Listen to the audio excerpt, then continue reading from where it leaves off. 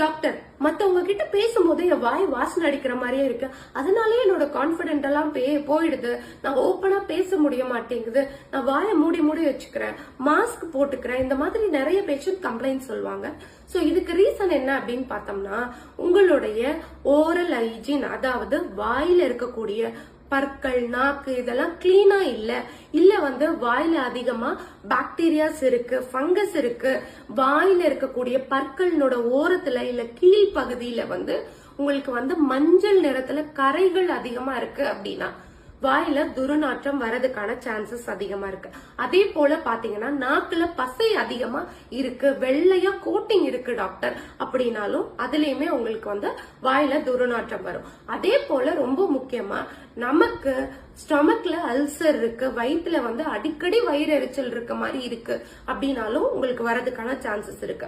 அதே போல மலச்சிக்கல் தொந்தரவு அதிகமா இருக்கு, நான் அடிக்கடி மோஷனே போக மாட்டேங்கிறேன், 3 நாளைக்கு ஒரு டைம் தான் போறேன் அப்படின்னு சொல்லிட்டு வர பேஷண்ட்ஸ்க்குமே இந்த வாயில துர்நாற்றம் ஏற்படும். இதுக்கு சிம்பிளான டிப்ஸ் சொல்றேன். அடிக்கடி தண்ணி குடிங்க. தண்ணி குடிக்கும் போது வாயில இருக்கக்கூடிய பசைத்தன்மை கம்மியாக ஆரம்பிக்கும், அதனால ஸ்மெல் வராது. அடிக்கடி வாயை கொப்பளிச்சு துப்புங்க. சோ பற்களுக்கு இடையில இருக்கக்கூடிய கரைகள், உணவுப் பொருட்கள் எல்லாமே வெளியேறிடும், அதனால வாய் துர்நாற்றம் கம்மியாகும். அதே போல பாத்தீங்கன்னா மோஷன் நல்லா ஃப்ரீயா டெய்லியும் போறீங்களான்னு பாருங்க.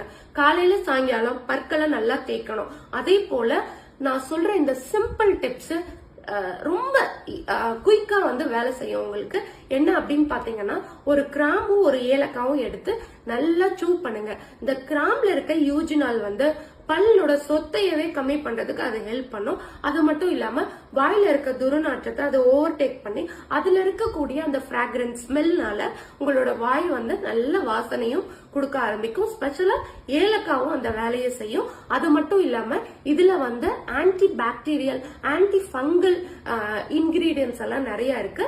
அதனால வாயில ஏதாவது பாக்டீரியாஸ் இருக்குன்னா அதையும் அழிக்கிறதுக்கு உதவியா இருக்கும். டெய்லியும் காலையில சாயங்காலம் நல்லா சூ பண்ணி பாருங்க. ட்ரை பண்ணி பார்த்துட்டு எப்படி இருக்குன்னு சொல்லிட்டு கமெண்ட்ல போடுங்க. தேங்க்யூ.